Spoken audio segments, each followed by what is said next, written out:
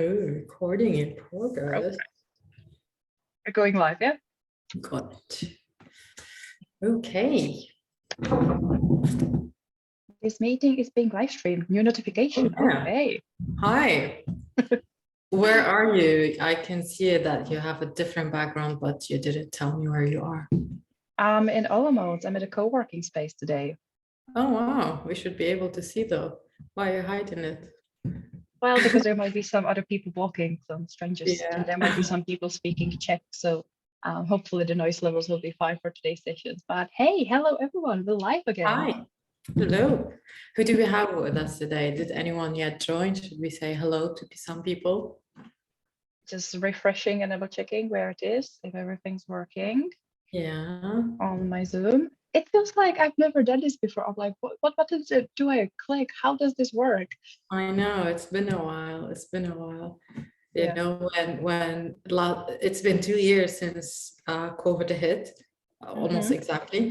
And Yeah. when we went full on Facebook and we were doing like every week we were doing a Yeah, session. And now I know. people like, huh.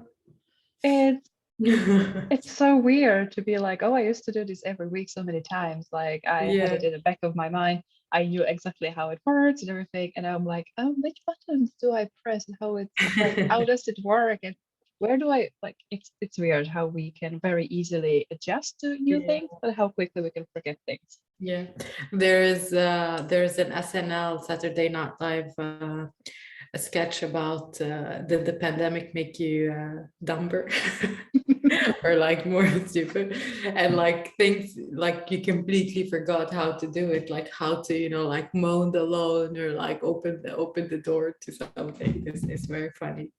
It feels like we forgot to human to a point. Like I still, like I've been to one or two conferences since then, but every single time I go, it's like this feels weird. Like real people, real crowds, real connections. It's like it's wonderful to meet people in person again, and go to meetings with clients in person. But at the same time, like I'm still like anxious about it. Like this is Yeah. new. Like how am I supposed to be doing that?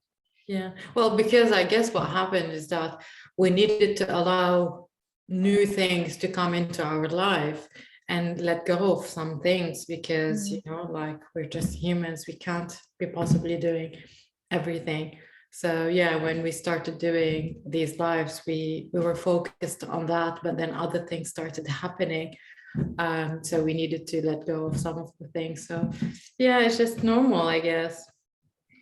Right, so it's 12 o'clock. Our session technically should be starting now. Yeah, we have a Wow. couple people watching. We have Andrea. Hi, Andrea, and Hi, Andrea. whoever else is there.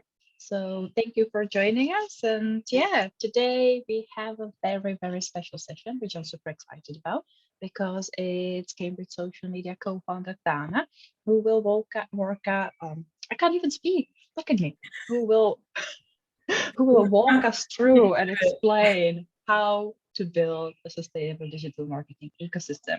How do you build it? Why do you need it? So I will shut up because apparently I can't speak anymore. And I will hand over to Dana, and she will tell you a little bit more about herself, obviously, where she's been, what she's been up to these days. But most importantly, we will dive into digital marketing ecosystem. Yeah, before we dive in, actually, I wanted to ask you, so what is an ecosystem to you? And maybe the word is kind of like sounds very sophisticated, but is it something that when you started doing digital marketing that you were doing, but you didn't have a name for it? So Well, for me, ecosystem would be a system that's integrated. It's like connecting the dots. It's not a linear process. It's not like a marketing funnel where things come in one place and leave in another place. It's a living creature almost, like it's a system. It's a living being where lots of things will influence lots of other things. So it's kind of very hard to manage, very hard to optimize because you often don't know how one thing will react to the same impulse. But yeah. in digital marketing, it for me means connecting all the dots, like bringing it all together, making sure that whatever you do, be it social media or even the different social media channels and communications and content types, then making sure that everything links. But I'm curious to see how you could describe digital marketing ecosystem and how our viewers can actually build one for themselves.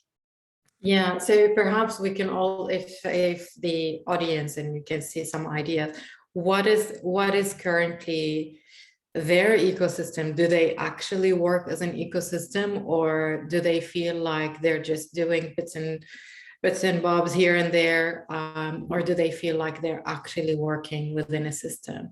So if you could just let us, yes, no, I don't know what's an ecosystem, I'm all over the place, I know what I'm doing, just let us know. And also, if anyone there can tell us perhaps what are they expecting to hear today and why did they specifically come, so that it could kind of help the flow of the session, so I can answer as many questions rather than just be about what I think. So if I can answer some questions would be good. So yeah, perhaps I can start, and if any comments or questions come, just let me know. Exactly. You go ahead. I'll keep an eye on the comments and on the chat. And if there's something that I'll jump in. But the floor, the virtual stage is yours. Thank you. Right. So, hi everyone. As I said, so today we are talking about why you need a sustainable digital marketing ecosystem. And maybe the term might seem a bit sophisticated or a bit, complicated in like an ecosystem. And it seems like probably will need to be doing too much. In some cases, this is true, but depends on the scale that you really want to work in. So your ecosystem can be from few elements, key elements in your ecosystem, to hundreds of elements in your ecosystem, depends on the scale you want to work in. So as you know, the key takeaways today will be about the channels. So you want to identify the potential channels that you will be working in. So these channels will create the environment and the environment is technically your ecosystem. We will also talk about estimating the ROI. Again, everything you will hear today, it can be as simple or as complicated as you want to be. It can be as small or as big as you want it to be. And I don't want you to be frightened, and I don't want you to think like, oh, we've heard this before. This session is about explaining an ecosystem and simplifying, really. So we will talk about estimating the ROI.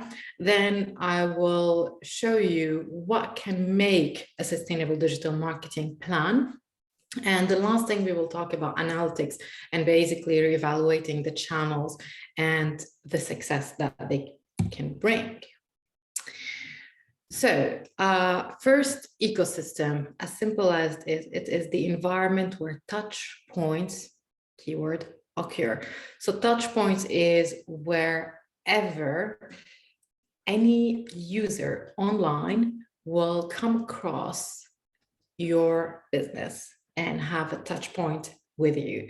So that could be to read a blog, to contact you, to watch a video, to follow you on social media, wherever it is. It can be anywhere on the network. So the environment is super important, because it means that all those touch points you need to be aware of, you either own them or you don't own them. It's like affiliated.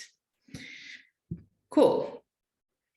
So this is not the whole ecosystem, but this is kind of an example what an ecosystem will look like. And think of it as, a body or an environment. And within this environment, as I said, you will have things that you own and things that you do not own, but can contribute to the success of your marketing.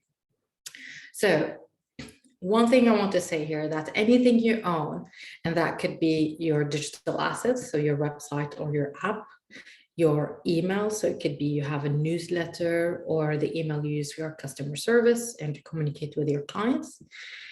Social media you do not own, even though you might own a page on social media, but it is not your property.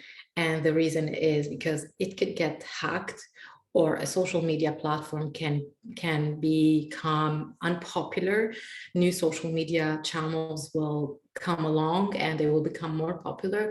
So, and you really can't control what is happening there. Yes, maybe you can control how much content you put, but you really can't control, the competition inside of it as an environment, and you don't really own it, even though you might own a small part of it. Organic search, you also don't own it, but you're a very much contributor because this is where you put content. And organic search can be influenced by you doing SEO for all your website and pages, or it can be by doing collaborations and gaining some affiliation. So think of it as someone going online and searching on Google or Safari about your business specifically or anything related. And then they find that some website is talking about your business and there is a link there that leads to your website. So this is affiliation. And then you have the paid media, and the paid media can be anything you pay to advertise or to do promotion. It can be influencers marketing here. So paid media is what you really put money to promote. And this is usually to, have a bigger scale of awareness or consideration or an actual conversion. So I put two types here, but there could be really several types under each of them. So Google Ads will enable you to do things like display ads, PPC, and maybe video marketing. Social ads, you can do, again, follower ads or perhaps awareness, video view and such. Third-party elements, and because this is I've seen in with several clients that they kind of it slips out of their mind or forget about, because like, oh, it's not a social media page, oh, it's not my website. Yes, that's fine, but it's still part of your ecosystem, because potential client or collaborations could happen there. Touch points happen on those third-party elements. And what I mean by third-party elements, what is a network? So for example, when I'm talking about my business, Digital Thana, I always consider Cambridge social media, even though I don't own the Facebook page, I don't necessarily own the website. I consider it as part of my network where I could promote myself very directly, or perhaps just be visible, so that if anyone is interested in reading some of my blogs, not that I write so many these days, or attend a training like today. Industry platforms also, they can be apps or they can be websites. And the reason I put it, and it's not as a network, so perhaps you are like an online social media, perhaps mental health coach, perhaps a meditation. So if you know, for example, the app Insight Timer, this is specifically an app that is built for people to meditate. So whatever industry you are operating in, you will probably have lots of those industry platforms that you can be part of, specifically, that again you do not own, but they can be part of your ecosystem. So let's have a very short break here, Lenka, and see, maybe no one is watching us, or maybe someone is watching us. Anyone had ideas already, comments so far? Does it make sense? So do you let me know? We definitely have people watching. We have our favorite James Hume watching us, and he's all rooting for paid media.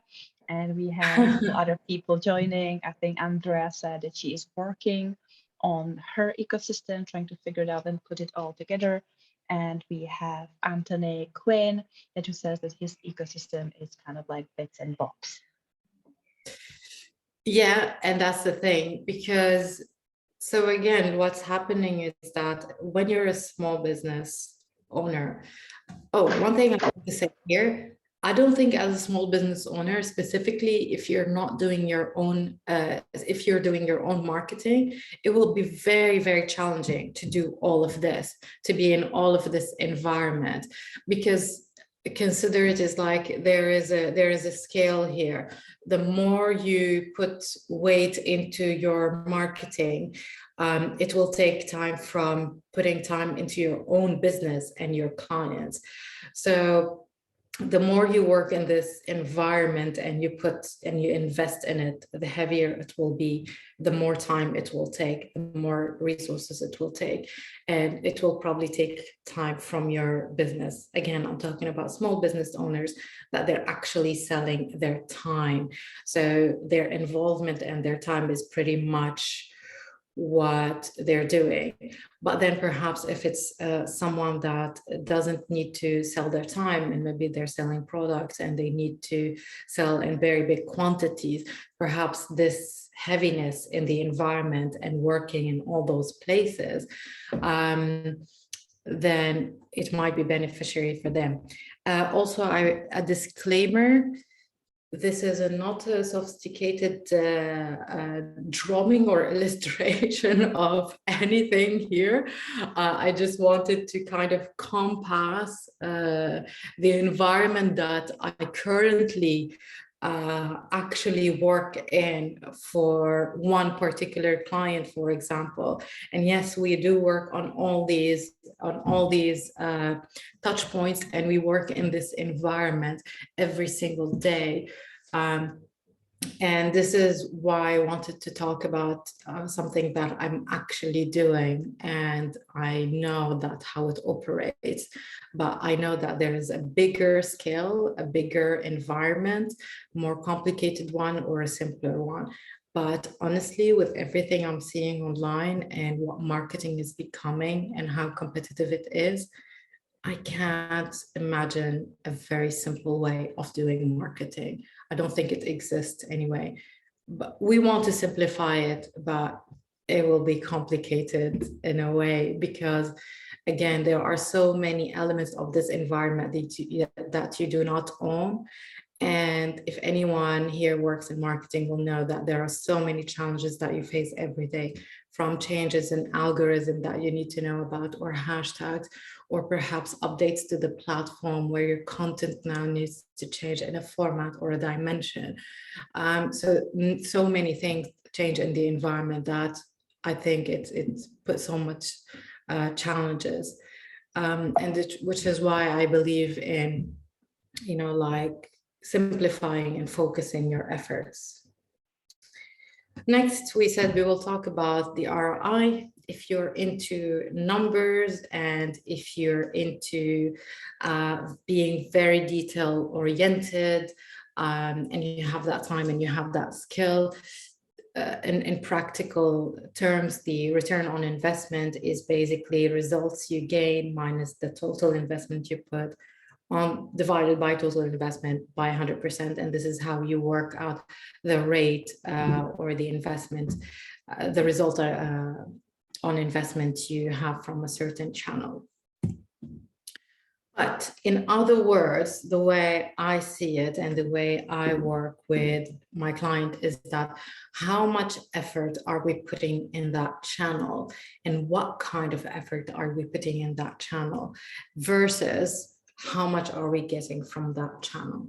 So you probably like Instagram and constantly create videos and reels and carousels for Instagram, and you're putting all your time and all your effort because of personal reasons, because you like it, or because someone told you you need to be on Instagram and you need to create reels. Oh no, you need to create IGTV, or no, you need to be on stories.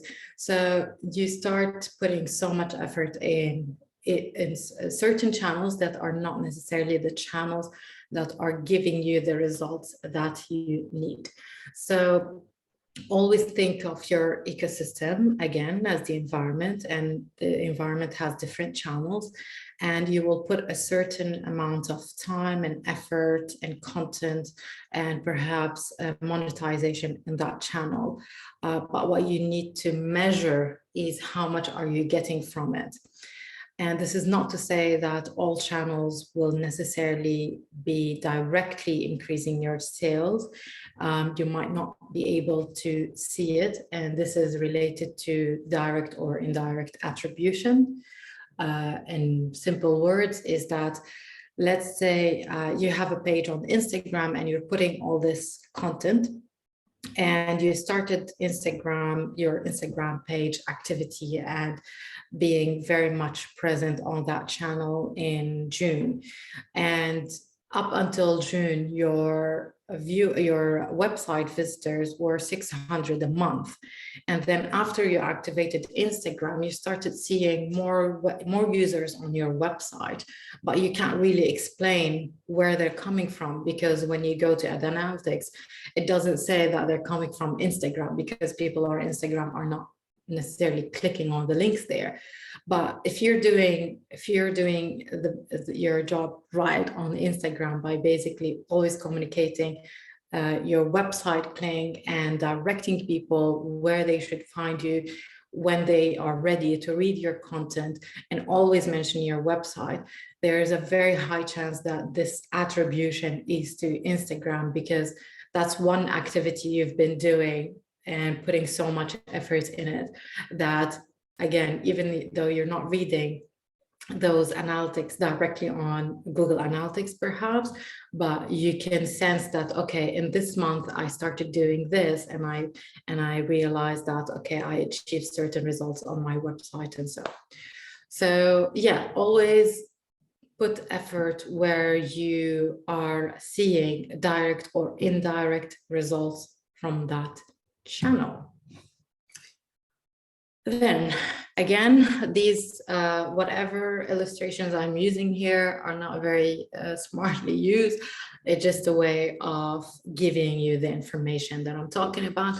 But in some way, when we talk about a sustainable digital marketing plan, there are 4 things that there are key to any digital marketing plan. And to be sustainable, you need to be doing them all the time.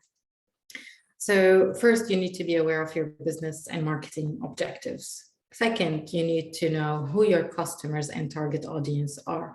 You need to know much more about them, where they're hanging out, their psychographics and such, from age, from gender, from location.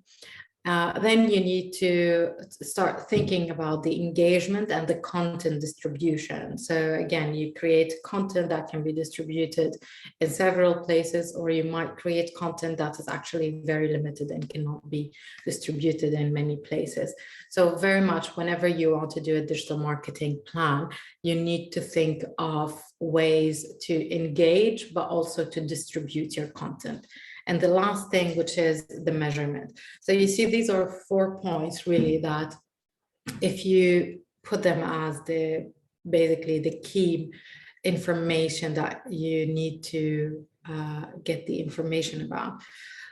So basically, whatever goes under business and marketing objectives, whatever goes under customer engagement and measurement, it doesn't, and again, it doesn't have to be something very huge, but it needs to be written, because it needs to be a reference, and you need to always go back to it and not to lose focus, because what's happening again in social media and digital marketing, things are changing so much that perhaps one day they're going to say like, oh, reels are so important, you need to be doing reels. But then you go back to your digital marketing plan and you see like, actually reels might not be beneficial for the type of content or business I am in. Even though reels might be, or any type of content might be just a way to distribute content, but maybe to create reels is very challenging for you. You don't know how to create it. It takes so much time. So this is why you need to always go back to your digital marketing plan and look at the things you put in the beginning. You can change tactics, obviously, and this is something why you need to be present on those platforms on a single every single day, is that because tactics change, and that's fine. But your strategy or plan, rarely does it change, perhaps every year or every time something very fundamental change in your business. So because I said that this session I will show you how to put a sustainable marketing plan. These are the questions. Obviously, if we go into design and knowing and understanding the customers as because it's not my own business, I might be asking more, but these are the really the main questions that you need to start with, that if you start answering each question, you will end up with a digital marketing plan that can be as simple, as focused as you need it to be. So if you answer those questions by starting with what is your business and your actual objectives, then what are your marketing objectives? And then decide what are 2-3 marketing activities that you will focus on for the next 6 or 12 months. Perhaps it's a certain campaign, it's a certain product, it's a certain service, and the activities that you will be doing is perhaps blogging and videos for your social media and so on. So pick 3 activities that you will keep doing for the next 6 or 12 months for that particular marketing objectives you have. Then, as I said, you start thinking of your customer and target audience. A very good way of knowing who your target audience is actually knowing so much about your customers already. And so if you know your customers are this age, this gender, this location, perhaps an income, perhaps the challenges they have, pain points they have, and this is why I mentioned including psychographics, you will then know who to target online. And the good thing is now with targeting and also what the psychographics help is knowing and understanding the language and the words you actually used around your brand that can touch on the interests and the emotional aspect of your target audience. So next, you need to know where they are hanging out online. So perhaps they are mainly on YouTube, mainly on Instagram, mainly on Facebook. Once you know where they are, it will determine what will be your primary social media channel and what will be your secondary and so on. And then one very important thing is that I think it's very important to always kind of have an idea of what either your competitors or industry leaders doing. And this is perhaps very important for the people who, sometimes not necessarily understand digital marketing or know what they should be doing, or perhaps they want, to learn from what others are doing online. So don't be afraid and don't be shy to see what your competitors are doing, what industry leaders are doing. There are things that you can perhaps do, but don't copy everything they're doing, because lots of competitors might be doing something that is not actually working. So one thing you need to be looking at when you see what your competitors or industry leaders are doing, and you see that actually it is generating lots of engagement or views, or it's actually working online. But if it's not working, then you don't have to experiment with it. And keyword here is experiment, because you might try something and it might not work for you. You might try something that even your competitors are not doing, and it might work for you. Next, this is how you determine so what the channels you need to be on, but also what are the channels that you're able to sustain. Because if you decide that you want to be on YouTube, although it might be super, it might have a vast audience and might be very good in, because you know how to create videos every once in in a full moon, doesn't mean that you need to be there.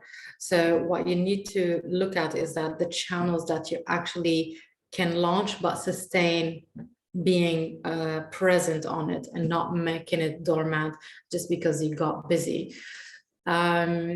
You might want to, or maybe you experimented with a channel and it didn't work for you. So that's fine if you don't want to put more effort in it, but then you shift your efforts to something that you can actually sustain.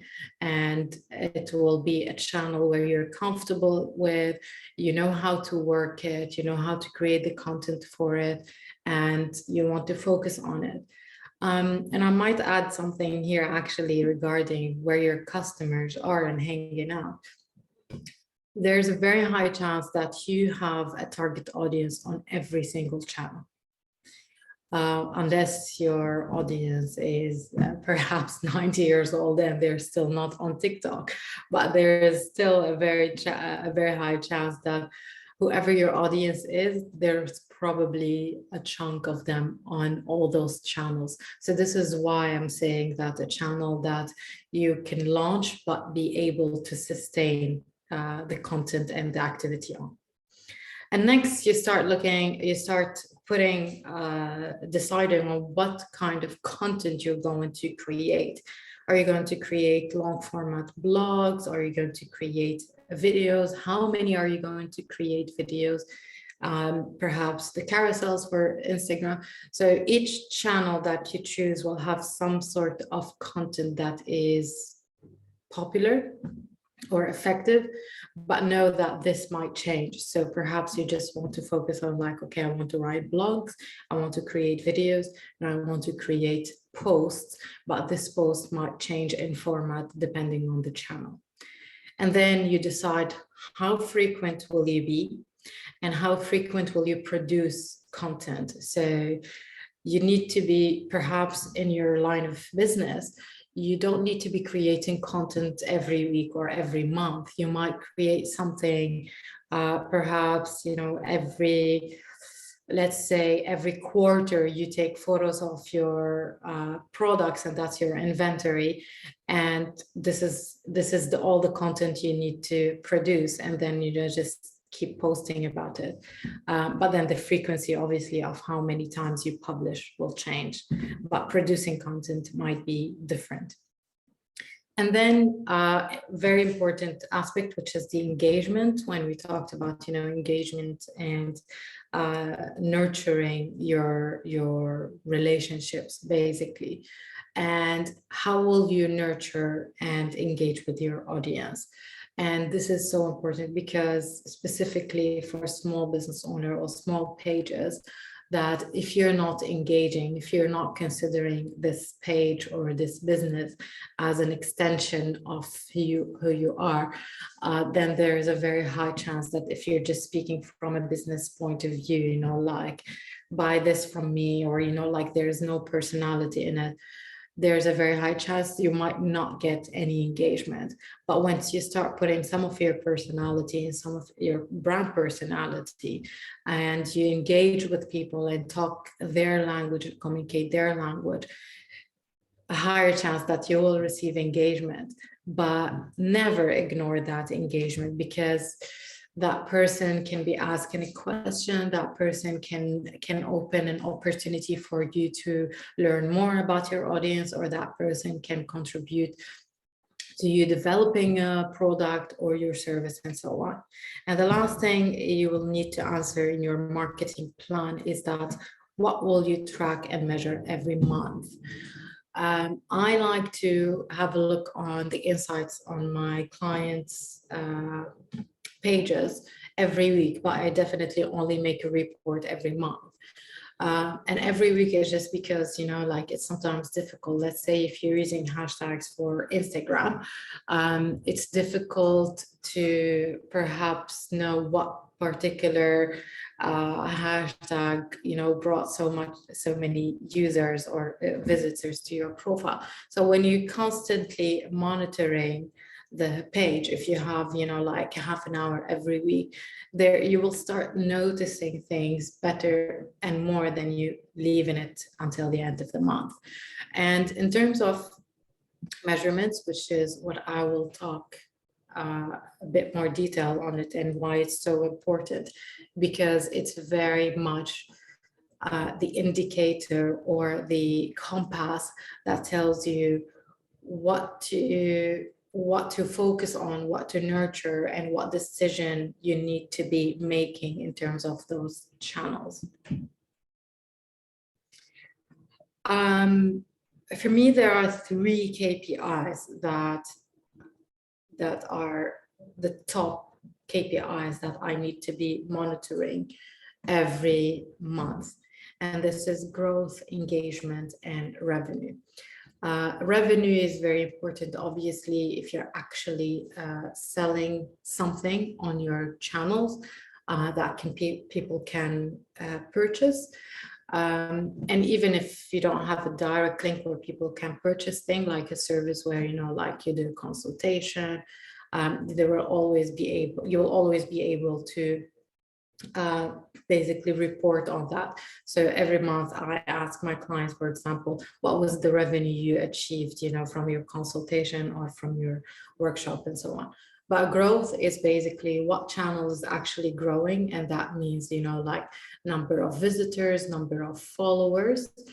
And an engagement is that where is your community actually engaging with you? Which channel your community is passive but still perhaps achieving something, and what is the top content. So the top content will always absolutely obviously help you know what kind of content you need to be producing more. And the revenue, as I mentioned, it's not always possible to know which channel is directly increasing your sales, but perhaps let's say you have a website where you're selling your products there, and you can directly see that, you know, sales are increasing on the website. Or maybe you're putting the same product or service on a third party, like we said, the apps, and you're seeing that that channel is contributing more to sales and revenue. So always know where directly and indirectly basically your sales are being generated the most. Much easier, as I said, for people who actually they are selling online, and more difficult for people who are not selling online, but basically they are depending on the digital assets to promote their business, but not necessarily sell something. Right. Okay, so in my opinion, very, very humbly, there is a secret to digital marketing success. I'm wondering if anyone knows what is that secret, Lenka, or if we have any questions already. So for now, no question, but a couple of interesting comments.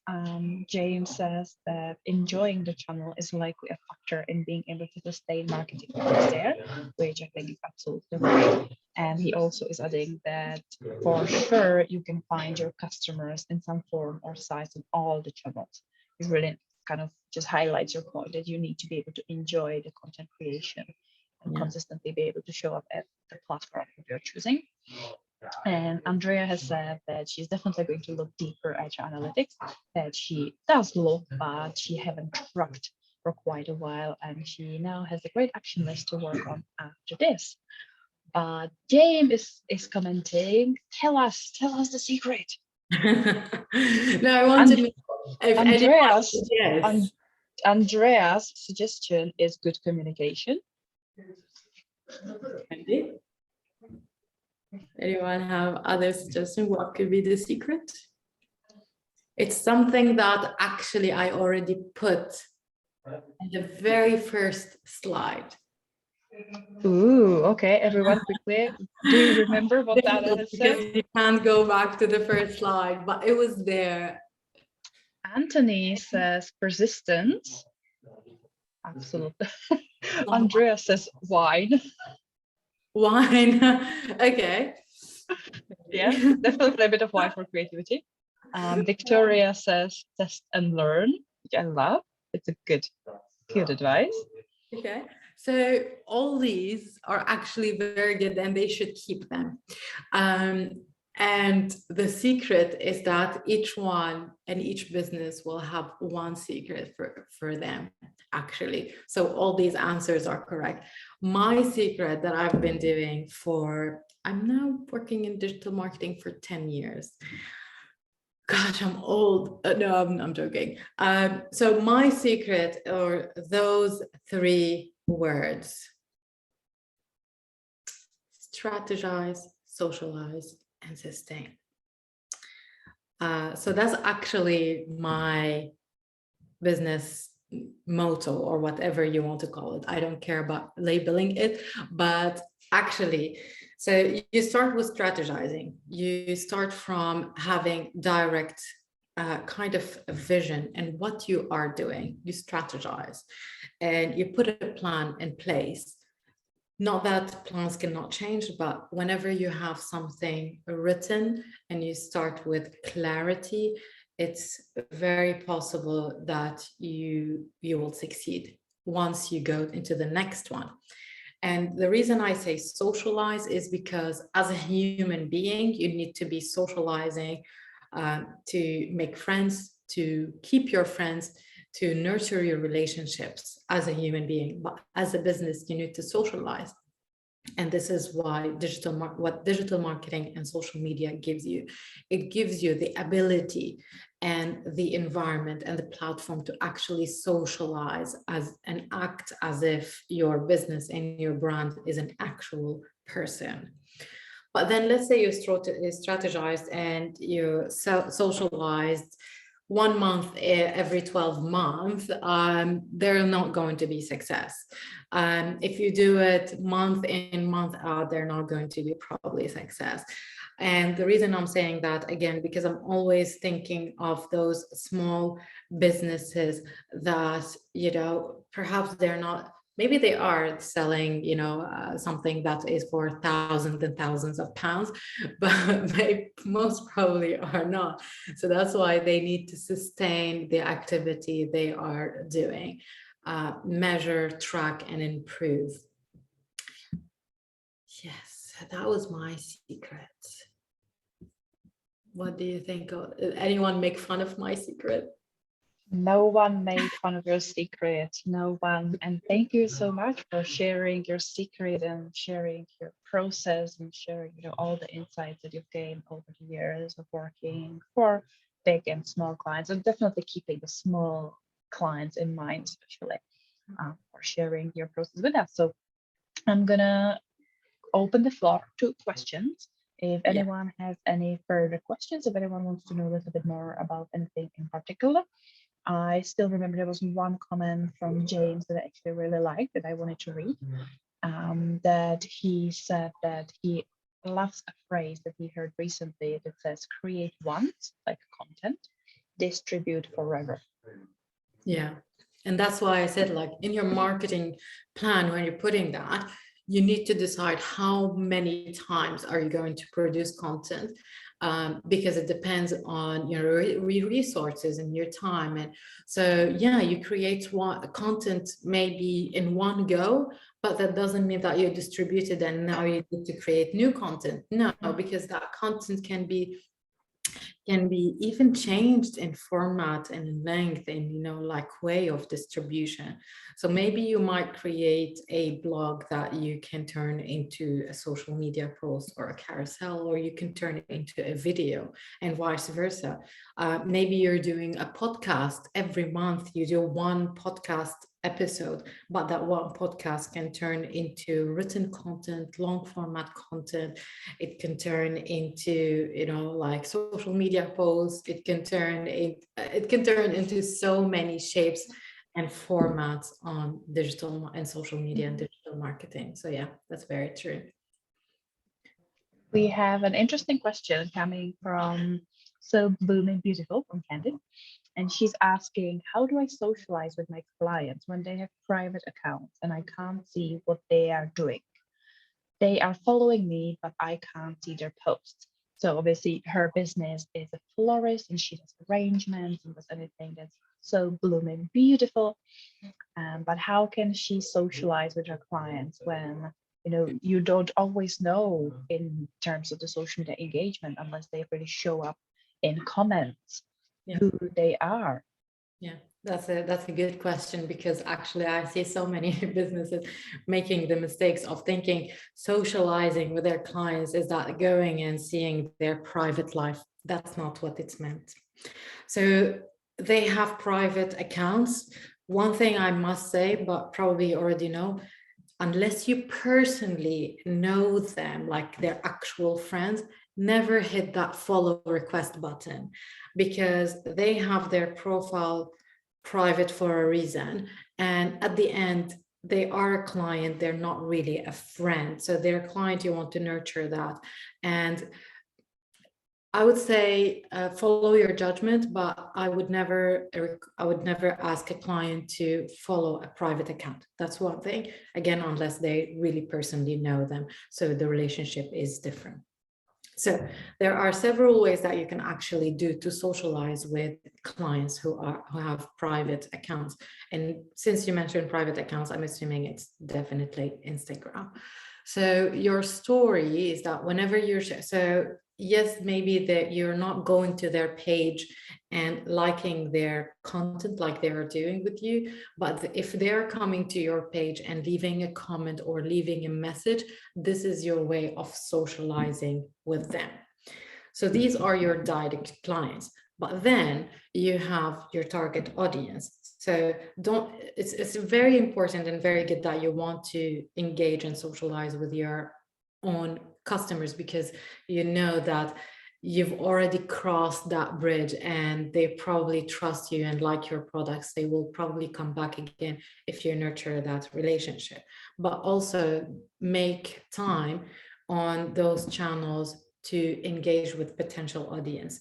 And potential audience maybe don't have private accounts, and potential audience can be a person who is also a digital content creator. It can be a fashionista, because if you're a florist, it means that you can talk to anyone who loves beauty, who loves design, who loves decor, anyone who has a birthday coming, and so perhaps you can be on the platform to talk with those people who can be your target audience, not necessarily have a private account, and you can engage with their content. It can be a lady, or any person who talks about, again, like homes and design and making places beautiful. So you can talk to those people and socialize there. And here I want to mention that there's always two types of socializing and engagement. There is inbound and there is outbound. Inbound is making sure that whatever comes to you as engagement, you respond to it. But the other one is outbound, this is where you go to engage with people who can be your potential clients. Did that answer? Oh, and sorry, and I'm gonna give you actually one thing that you could do. It's not only about answering when they comment, but for example, I know that Instagram stories can be very, very engaging. So keep that going, ask questions there, have answers, and when they answer, you can share their answers. You don't have to tag them, but they will know that you answered, you shared their answer, and they will appreciate it. So stories is a very good way. If they're not commenting on your content, stories is a very good way to like stay on top of your mind and actually have some sort of two-way communication with them that can be private, doesn't have to be public for anyone to see, but it can give you lots of insight. Yeah, so that was one thing. It was a good addition. That was a good saying in there. I can't see any more questions for time being, but I have just asked people to let us know. But I think even without any further question, it has been a jam-packed 45 minutes of like incredible, helpful content. So if anyone is watching the replay and you have questions, there's something that you want to know from Thana, then make sure that you comment We will be monitoring the comments as well. Or of course, you can reach out to her anywhere on social media. Where she spends most of her time is, what's your platform of choice? It's private at the moment because I'm figuring things out. So my Instagram is currently private. My LinkedIn is open. And also for anyone who didn't catch that, which is anyone who is attending is welcome to claim a 30 minutes consultation for free with me. You just need to head to my website, write me a message that you would like to use my 30 minutes. No commitments, absolutely no strings attached. Anyone is welcome to claim that 30 minutes and come with any specific questions they want me to answer about social media. Hopefully I know it, because things are changing every day. So yeah, that's all. If there are no questions, I guess I'm just gonna enjoy my Friday. Yes, go ahead, enjoy your Friday. We got some lovely comments. People really enjoyed it. It was very interesting, very helpful. So thank you so much for dedicating your time, to put this session together and share a little bit, a lot actually, about your experience and your perspective on how to build a sustainable digital marketing ecosystem. And thank you everyone for tuning in, for watching, for being here. And if you have any further questions, as I said, let us know and we'll make sure that you get them answered. And for everyone, have a lovely rest of the day. Have a lovely weekend and see you soon. Bye.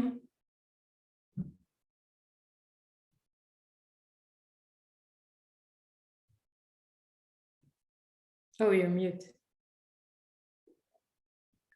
I was like, I think we're offline. I was like, how do I stop this? I forgot that. Oh my gosh. Wow. So useless. So, Yeah, that's good. Got yeah, about 7 people watching live. that's good. That's very good. Yeah, that's nice. That's nice. But so who was new? Who was the florist? Candice, she's not actually new. She's part of the community. Okay. Yeah. No one from the names who commented or like that I saw is someone who would be new. There was one comment from Gemma, and then the rest is very the traditional people who often show up. Yeah. Okay. Well, yeah. I actually did. I mean, I prepared some of the content I wanted to put in a document before, but I only just created it today. And I realized like I don't want to bombard people with it's already a lot to speak for 30 minutes. Yeah. Okay, it was perfect. Thank you. Yeah. I feel like what I did differently in this training is, like I really minimized the content, and also I was just wanted to put more energy because I got comments before that, like I'm being coffee. Yeah, it was good. Yeah, so I was just trying to put a bit more energy. Yeah. Oh, yeah. Right, so we're still recording, by the way. Maybe we need to stop the recording.